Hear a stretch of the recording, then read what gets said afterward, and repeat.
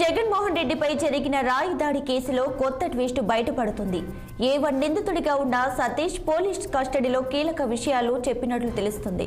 అయితే దుర్గారావు చెబితేనే సతీష్ దాడి చేసినట్లు పోలీసులు అంటున్నారు. కానీ ఎలాంటి ఆధారాలు లేకపోవడంతో పోలీసులు దుర్గారావుని విడుదల చేశారు. ఇంత తతంగం జరుగుతున్న ఈ కేసులో ఏ2 నిందితుడి గురించి మాత్రం సస్పెన్స్ అలానే కొనసాగుతుంది.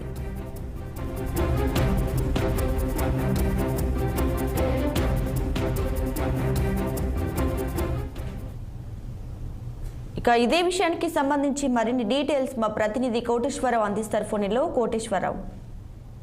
దీపిక, రాష్ట్రంలో సంచలనం సృష్టించినటువంటి జగన్మోహన్ రెడ్డి మీద రాయి దాడి కేసు ఇప్పుడు రోజు రోజుకి కీలకంగా మారుతుంది. అంతేకాకుండా ఇక్కడ అసలు ఆధారాలు లేకుండా మరి దర్యాప్తు చేస్తున్నారని కూడా మరి ఒక ఆరోపణలు అయితే ఉన్నాయి పోలీసుల మీద.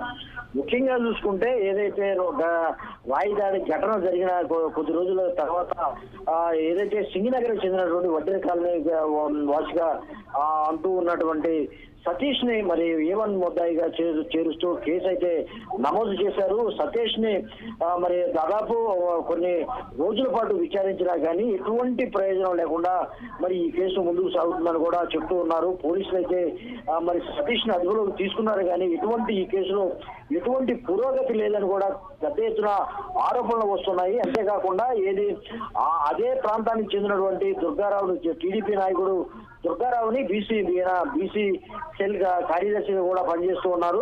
దుర్గారావుని అదుపులోకి తీసుకున్నారు. కొద్ది రోజులుగా మరి అనఫిషియల్ గా అక్కడ విచారణ జరిపారు. విచారణ జరిపినా కానీ ఈ కేసులో సంబంధించినటువంటి ఆధారాలు, కీలక ఆధారాలు కూడా ఇటువంటి తీసుకోకుండా మరి సతీష్ ని మరి మామూలుగా విచారించి వదిలేయడంతో అసలు పోలీసులు ఈ కేసులో ఏం జరుగుతుంది ఏంటి అనేది కూడా ఒక సస్పెన్స్ అయితే కొనసాగుతున్న పరిస్థితి. ముఖ్యంగా ఏదైతే ఈ రాయి దాడి కేసుకు సంబంధించినటువంటి ఏ1 గా ఉన్న సతీష్ ని అదుపులోకి తీసుకున్నారు.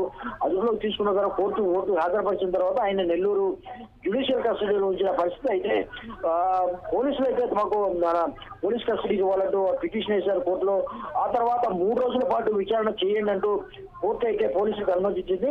అది కూడా మొన్న శనివారంతో కూడా ఆ 3 రోజులు పోలీస్ కస్టడీ కూడా ముగిసినప్పటికీ కూడా ఎటువంటి పురోగతి రాలేదని కూడా చెప్తున్నారు. అయితే పోలీసులు ఈ సతీష్ ని విచారించిన సమయంలో ఎటువంటి కీలక ఆధారాలు సంపాదించారని కూడా ఇప్పటి వరకు కూడా పోలీసులు బయట పెట్టలేని పరిస్థితి, బయటకు చెప్పలేని పరిస్థితులు కూడా ఉన్నారని కూడా చెప్తూ ఉన్నారు. అయితే సతీష్ అయితే పోలీసుల కథనం ప్రకారం సతీష్ చెప్తున్నారు ఖచ్చితంగా తనకు కొంత అమౌంట్ ఇస్తానంటేనే దుర్గారావు అమౌంట్ ఇస్తానంటేనే తాను ఈ దాడికి పాల్పడ్డాను. ఖచ్చితంగా మరి దుర్గారావు ప్రోద్బలంతోనే ఈ దాడి చేశానంటూ సతీష్ చెప్పారని చెప్తున్నప్పటికీ అదే ముందు నుంచి పోలీసులు ఏదైతే చెప్తున్నప్పటికీ కూడా ఇప్పటికీ కూడా ఇటువంటి కీలక ఆధారాలు లేకపోవడం కూడా చాలా మరి అనుమానాలకు దారితీస్తుంది. అంతేకాకుండా ఈ రాయి దాడి కేసుకు సంబంధించి కూడా మరి కీలకంగా రాష్ట్రంలో 2 ఉన్నతాధికారులు కూడా మరి పక్కన పెట్టారు. ఉన్నతాధికారులపై కూడా వేటు పడిందని కూడా చెప్పుకోవచ్చు. ముఖ్యంగా ఏదైతే ఉందో మరి కృష్ణా జిల్లాకి సంబంధించినటువంటి ఎన్టీఆర్ జిల్లాకి సంబంధించినటువంటి పోలీస్ కమిషనర్ క్రాంతిరామ్ టాటాను మరి బదిలీపై పంపించేశారు. అంతేకాకుండా రాష్ట్రంలో ఇంటెలిజెన్స్ చీఫ్ ఎవరైతే ఉన్నారో రామాంజనేయులను కూడా పక్కన పెట్టారని కూడా చెప్తున్నారు. బదిలీపై వేటు పడిందని కూడా చెప్తున్నారు.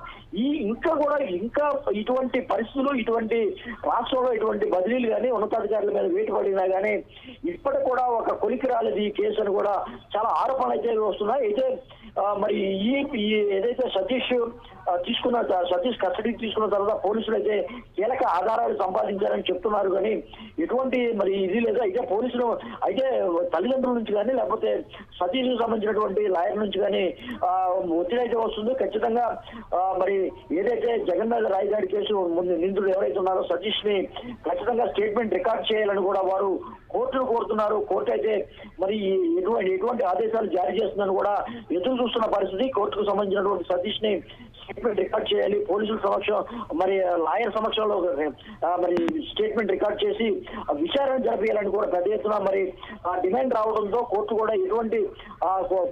ఎటువంటి ఆదేశాలు రాబోతున్నాయని కూడా ఉత్కంఠభరితంగా ఎదురు చూస్తున్న పరిస్థితి. అయితే ఇందులో పోలీసుల నిర్లక్ష్యం కూడా కొట్టొచ్చినట్టు కనిపిస్తుంది. అంతేకాకుండా భద్రతా లోపాలు కూడా పెద్ద ఎత్తున కనిపిస్తున్నాయని కూడా వస్తున్న నేపథ్యంలో పోలీసులు కూడా చాలా మరి సీక్రెట్ గా చాలా రహస్యంగా ఇటువంటి మరి ఈ కేసును అయితే విచారణ చేస్తున్నారు. చెప్తున్నారు. అయితే ఇప్పటి వరకు కూడా ఈ కేసులో కొత్త విషయాలు కానీ లేకపోతే నూతన అంశాలు కానీ కీలక అంశాలు కానీ ఏమీ రాలేదు కూడా చెప్తున్నారు Deepti. Right Koteswararao, thanks for the updates.